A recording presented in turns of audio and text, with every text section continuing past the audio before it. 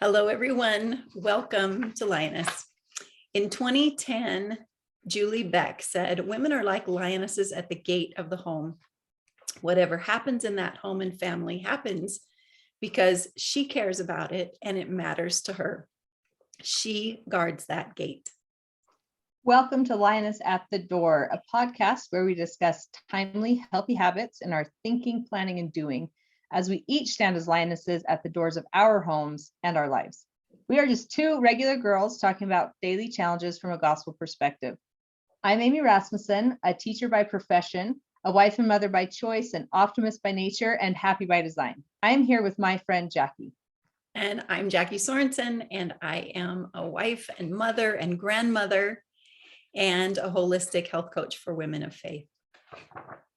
As many of you know, if you've been spending time with us this month, we have been talking about the powerful tool of declarations. This is the practice of intentionally choosing words to rehearse and even memorize to give ourselves strength and perspective, to build our faith and our dedication to truth, which is the knowledge of things as they really are. Jackie's given us a number of ways to create these declarations over the past few episodes. And today we thought it might be helpful if we discussed some questions that have come to my mind as we've been talking about declarations. The very first question I had, and as I've talked to some listeners, they had the same question. Where did this all begin for you, Jackie? When is it that you decided that you even needed to find a word for what you were doing? Because you shared at the very beginning that you chose the word declarations as opposed to affirmations. Mm-hmm. So will you share just a little bit of the journey that brought you to a point where you started making this a part of your daily life? Yes. And it began, at least my awareness of the need for this in my life began when my granny gave me a book. And the book was called "You Can't Afford the Luxury of a Negative Thought." So if you knew my granny, this would mean a lot more to you because she was not someone that talked a lot. Okay. She was not someone that taught you in words or, tried to be influential to you in words. She just lived her life and she just loved you and you were just, but she recognized in me that I was drowning in negativity. And she didn't say it. She just handed me the book. Right? And she didn't, there was no judgment. There was no criticism. She just handed me the book and said, I think you might enjoy this. Or I don't know what she said, but just very simple. Here you go.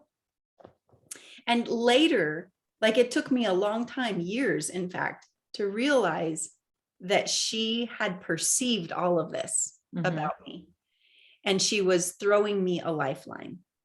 Here's something to consider.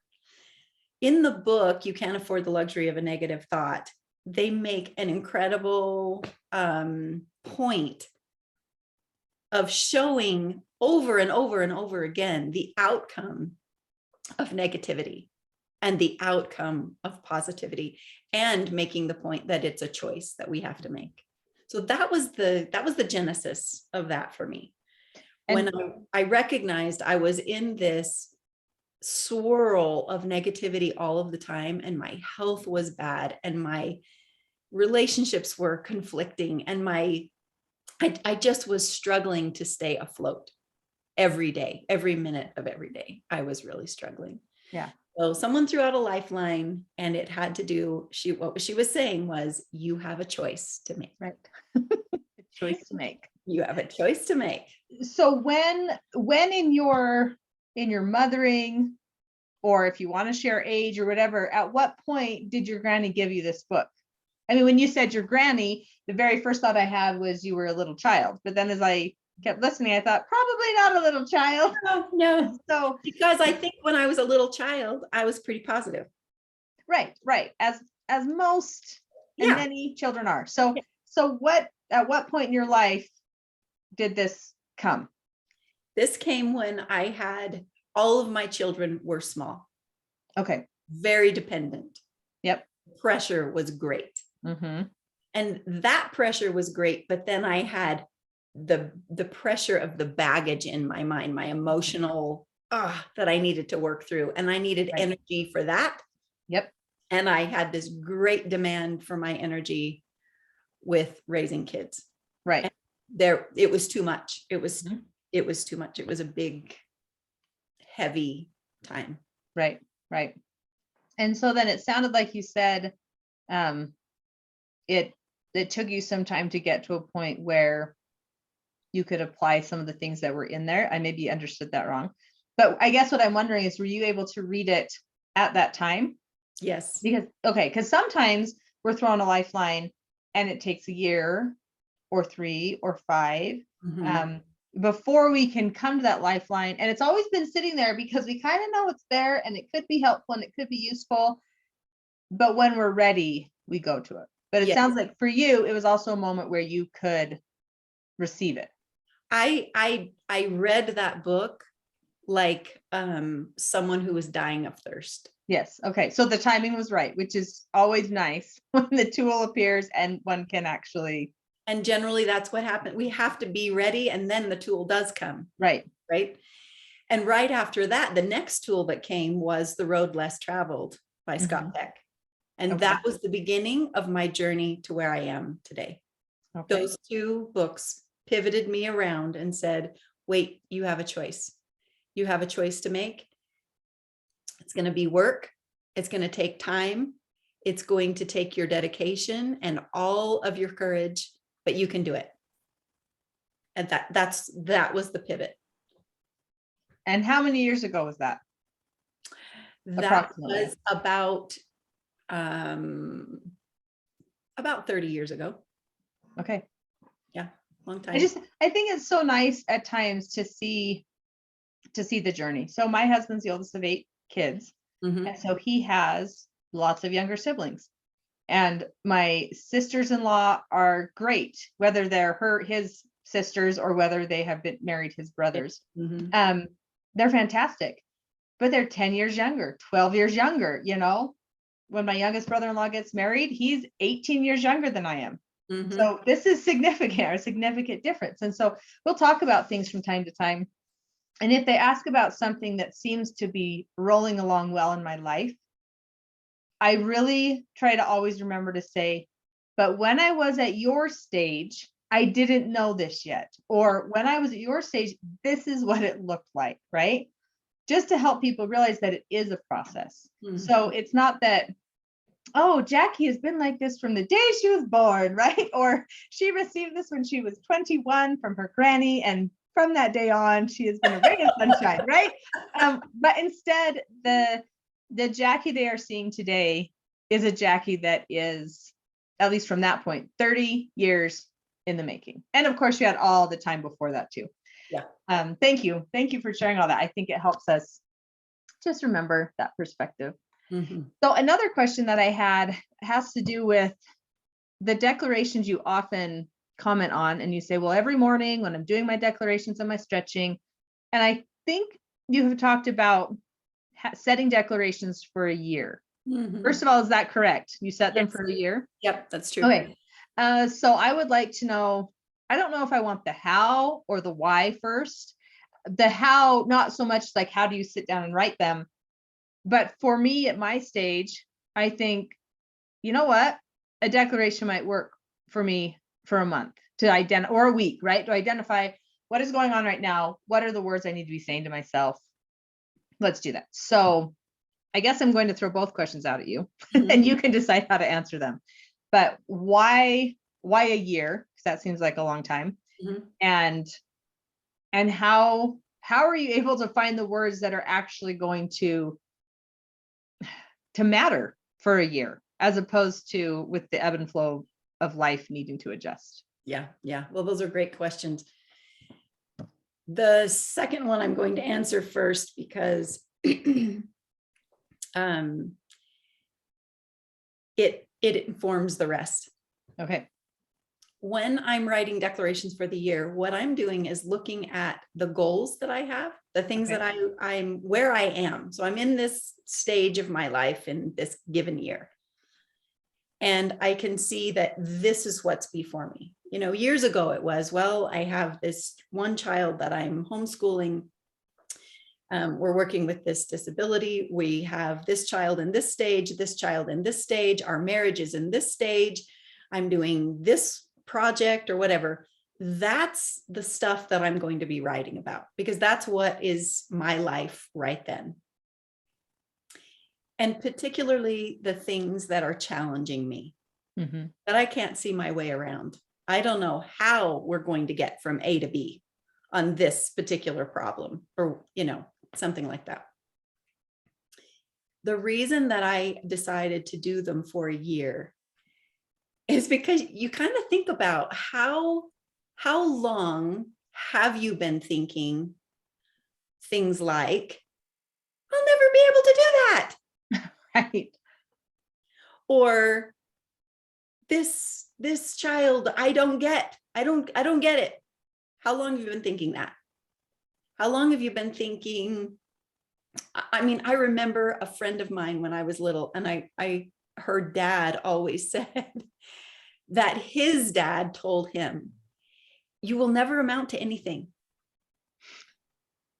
That was just a mantra in his life, in his mind. We have stuff like that in our minds that we've been thinking for a long, long time, and saying the opposite or saying the truth a couple of times or for a month or for, whatever, it doesn't do it.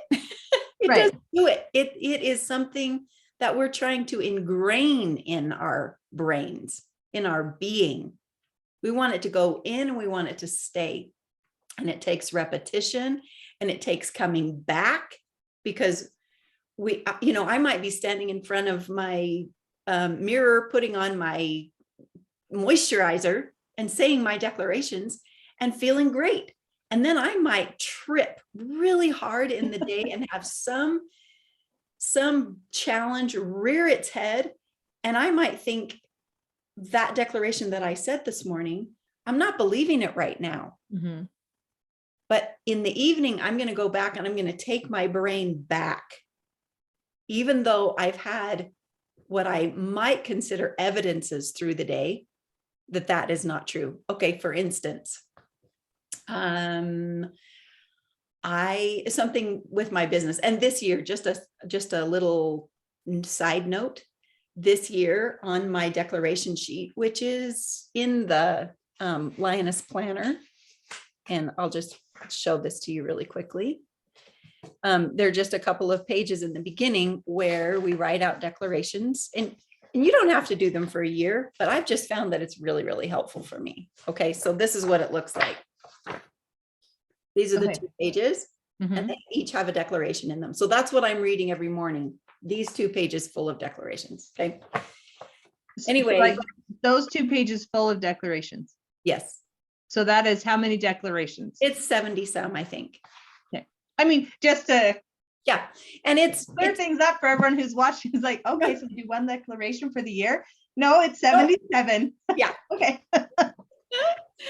So this year on each of those columns, I made a different heading. So for instance, I have a section of declarations that are just for Lioness, just for my health coaching business. I have one that's just for my marriage, one that's for parenting, one that's for my health. And I've just broken them up that way. And sometimes if I'm flying through a morning and I'm not in my normal routine, I will grab 2 or 3 off of each one of those. And they can be as simple as, I give thanks to God every day for my marriage to Garth. That's one of my declarations. And it's not because I'm trying to shift my brain around on something. It's that I'm trying to remember how grateful I am when I'm in my right mind and I am, thinking in reality. That one decision that I made in my life has changed everything. And I want to be in gratitude for that. I want to be aware of that fact. So I might grab 2 or 3 out of each of those categories. And it's been really helpful because I can be really deliberate about that, pick those up. Some days you might pull 1 declaration off your chart and rehearse it all day long. You might put it on a sticky note and put it in your pocket and have that one thing going through your mind on purpose, on autopilot, on a loop. Right. Because you want to drink it in. You want it to become part of the fiber of who you are. Right. Well, because for that, and this speaks to my question, like, but what about the vicissitudes of life? I have to tell you sometime about that word, vicissitudes. But anyway, what about all the ebb and flow and change? But that makes a lot of sense, because if you are having a week where the struggle is with your business, then maybe that's what you want in your pocket all week long. If you are having a week where it's like you and the spouse are just like this all week long, and you're like, really? Like, we've been on the same page for like several months now, and now we're just like this constantly, what's going on? Then you'd want to pull that one out. Mhm. Or if there's something with kids. So that makes a lot of sense to me, that you might pull one out for that week or that month for the challenge that is smacking you in the face hardest for that period of time. Okay, this is helping. Okay, continue. And usually if I were really getting kicked around or feeling kicked around, the ones that I would pull out are, I recognize quickly when I am in victim mentality. Oh, it's a nice one. I know that when I'm irritated and angry, I am thinking like a victim. Mm-hmm. Those two declarations can heal up a lot of pain. They can cover a lot of things, right? Because they bring me back into my agenthood Mm-hmm. and give me power. I can do something about that. I can go to my spouse who I might feel off with Mm-hmm. and take responsibility for acting like a victim. Right. Changes the game completely. Yes. So I'm hearing that there are foundational Yes. declarations Mm-hmm. that really might be on your list every single year. Right. Something like unto them. Yes. Yeah. I mean, maybe, yes, maybe you change the word or whatever, but something that is just the fiber of your life. It has become the fiber of your life. And so something like it is Mhm. always there. But there are other things that really could only last for a year. Yep. And then they move on. So someone who chose to participate in a year of pretty intensive coaching, right? If they hired a coach for that year, would probably have some declarations specific to whatever they're trying to work on with that coach for the time that they're with that coach. Yep. Whereas in a few years, it would look different. Yes, Okay. because you've grown through. You've grown. Right. Through. You've And grown that through. has become part of you. Mm-hmm. Those foundational pieces have become part of you. Every year I have something like, I know that I am loved by God no matter what. I am his daughter and he loves me forever. Mm-hmm. I have something like that every single year. Right. Because that is a foundational piece. Yeah. So I like that idea of, as people are crafting these in ways that are working for them, that they can realize, if I have the foundational pieces or piece, right? When you're beginning, you might have a foundational piece. Mm-hmm. Then there can also be those declarations that then connect to more specific concerns and challenges in your life. Yep. But then you keep the foundational ones there. Right. And I want to throw out that even though it looks like a lot of declarations, spending 5 minutes training my mind, reminding myself of truth, reminding myself of who I am and that I'm in charge of my life and that my life is full of possibility and beauty. 5 minutes spent doing that is nothing. Right. I could spend 15 or 20 or 30 and it would still be, it would be bigger, right? It would be more strength, more courage, more praise, more all of those things. So it's not, it's certainly not a misuse of time. In fact, it's probably the time of day when I'm using my powers most correctly. Yeah. Well, you are creating how you are going to now go out to the rest of your day. Right. At the very beginning, you're being proactive. You're living in agenthood, right? All of those things that allow you to be in the driver's seat of your life. And it doesn't mean crazy things don't come up, but it allows you to know how you're going to show up even when the crazy happens. Yeah. The other thing I was thinking, as you're talking about 5 minutes, is thinking of saying 77 things in a 5-minute time period or whatever, Mhm. actually feels a lot more doable to me than saying 3 things over and over again for 5 minutes, right? I'm like, okay, I am good enough and I am whatever, strong enough. And gosh darn it, people like me. I'm supposed to say that for 5 minutes? I'm not doing that. So I also like the fact that depending on a personality, these declarations are going to look very different. One person might have a lot of declarations that they just bring that calm. Ah, I've got this. Ah, I've got this, right? Someone else's declarations might look more like powerhouse declarations, like, I'm going to go do this and Go fight, win. it's going to be great, right?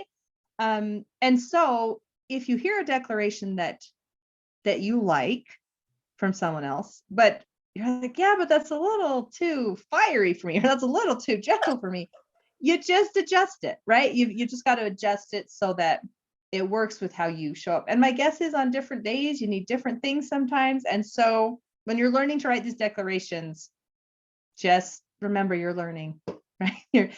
Play with it a little bit so you can figure out how that will work. Yep. It's a tool. It's a tool in Yep. your hand. Yeah. Even create the tool. Yes. Well, I thought those things were really helpful. The very last thing I want to talk about is bringing declarations down to the extremely mundane, right? I mean, because so far we've been like, I'm loved, or like, I show up, right? We're like always just like amazing things with angels singing and pillars of light coming down upon us. So I'm going to go to the very mundane with something that I have already shared is one of my greatest struggles. And that has to do with going to bed at a good time. Intellectually, I know that it's a good thing, right? And at different times, I've gone through and set the habit really well. But for whatever reason, I always swing back to a later bedtime. and health hygiene is important to me. I mean, just all these different things. But I just know that this is something that I tend to struggle with. But I also know that when I am tired, I do not show up in the world like I want to show up. And that is why, for me, I've identified it as one of my worst habits is a struggle with bedtime. So my question is, can these kinds of declarations even work for something as mundane as wanting to get to bed at a decent time, or having a problem with, waking up in the night? Maybe someone has to get up and go to the bathroom or whatever, but once they get up and go to the bathroom, they come back to bed and their brain went bing. Not stress or looping or anything like that. It's just aware and awake, right? As opposed to being able to go back to sleep. Can declarations work for the mundane? And if so, how? Yeah. Well, I have to say that whether it is this grand and glorious phrase, or whether it is something super simple, there really isn't, it's really difficult to pull them apart because, for instance, my declaration that God loves me, I'm his daughter, and he loves me forever. He loves me no matter what. Right.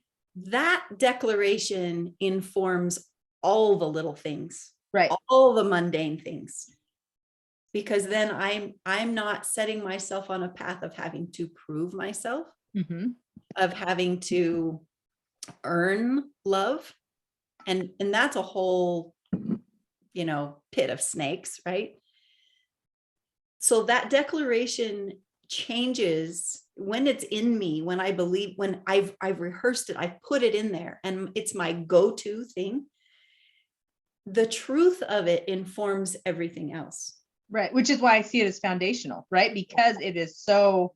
Right. So it may sound high, it may sound like angels, but it's actually the humbled into the dust also, because it's the truth and it informs everything else. So I think the answer to your question, though, is that it depends on what the root is. If you can find the root, you can kick anything. Right. I think.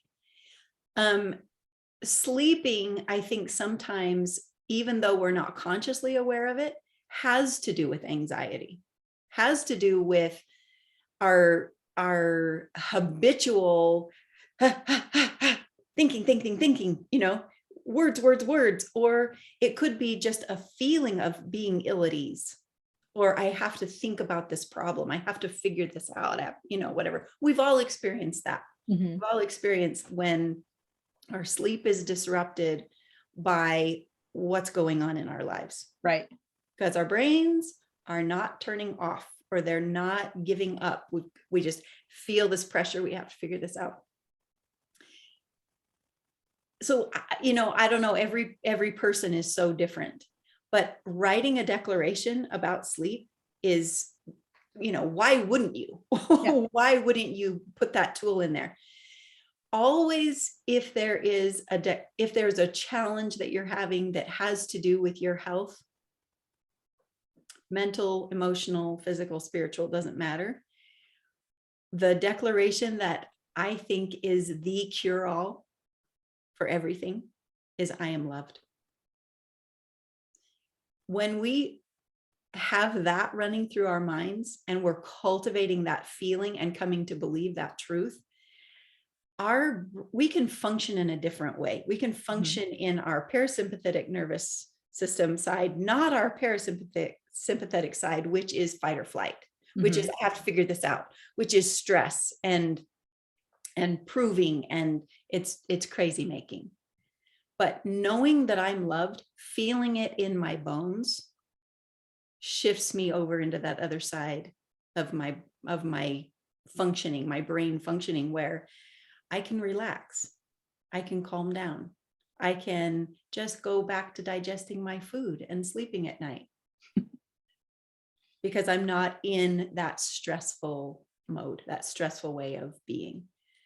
Another one is when I know I'm loved, then it kind of follows that I'm caring for myself.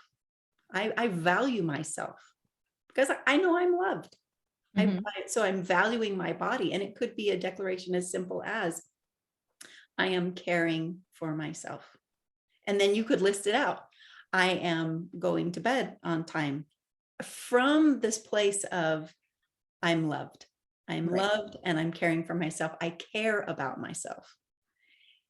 The other part is we can come from a different angle, and that is I'm caring for myself because I care about them, because I want to show up as a mom with my full brain, and I want to be in a loving space. And I don't feel very loving when I am stretched so thin and tight and it's sleepless and, my brain's in a muddle. It's really hard for me to be in a loving space.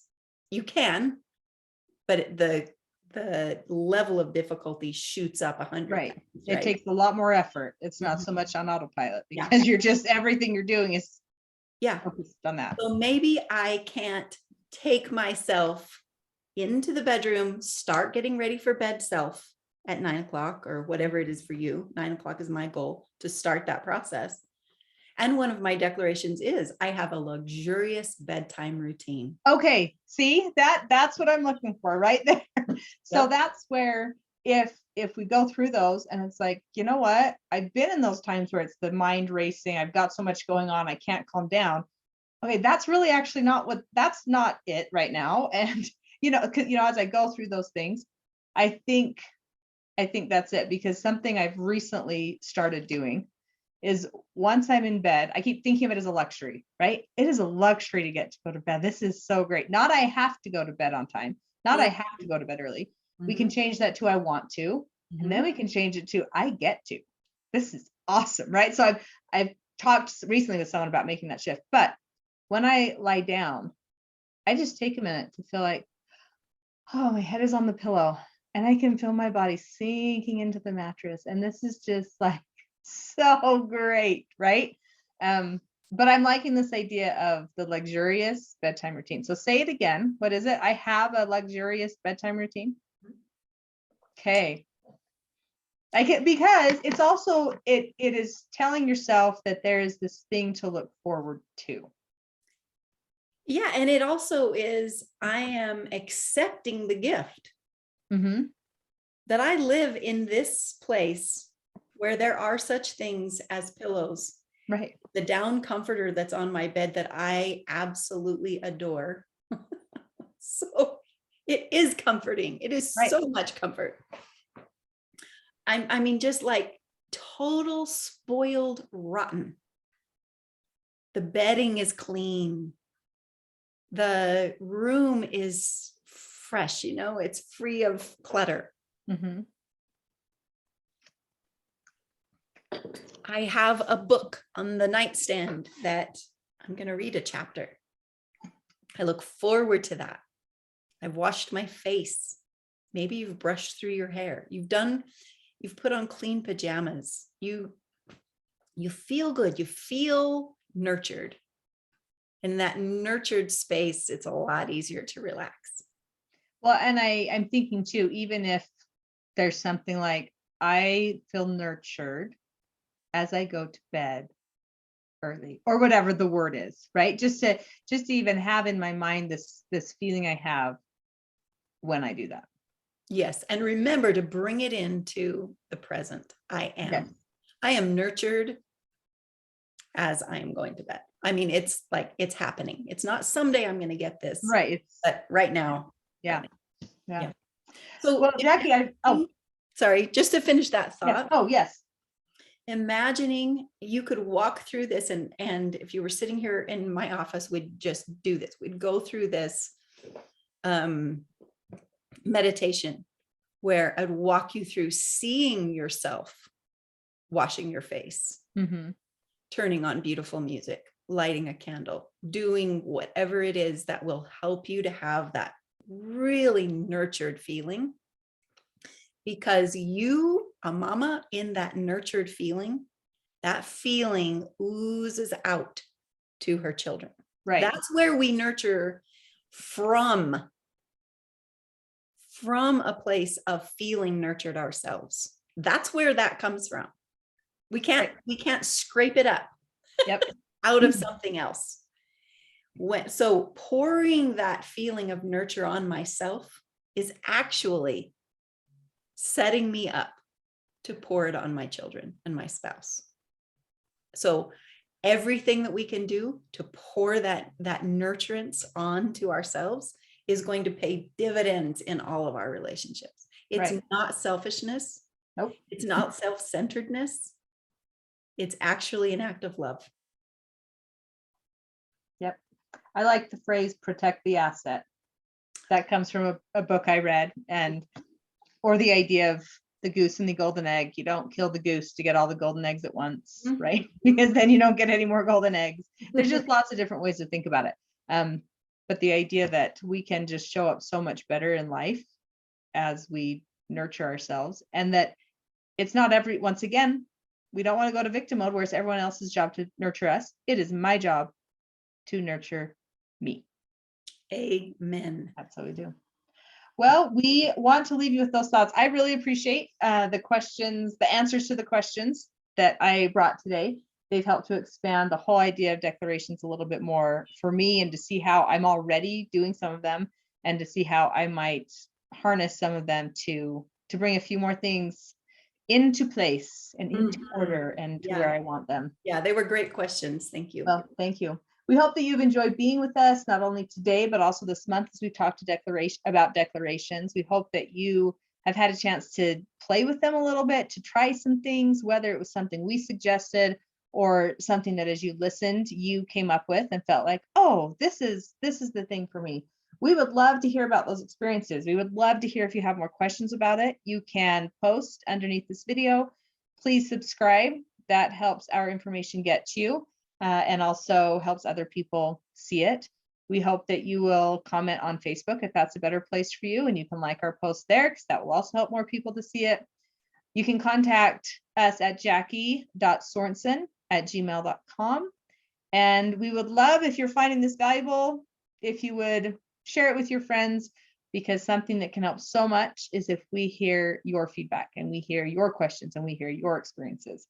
I know that I have really loved talking to listeners who will say, that got me thinking about this, and now I have this question, and I tried this and this didn't work, or here's my celebration. So we would love to hear from you. And with that, we'd like to invite you to visit with us again next week. I'm Amy Rasmussen. And I'm Jackie Sorensen.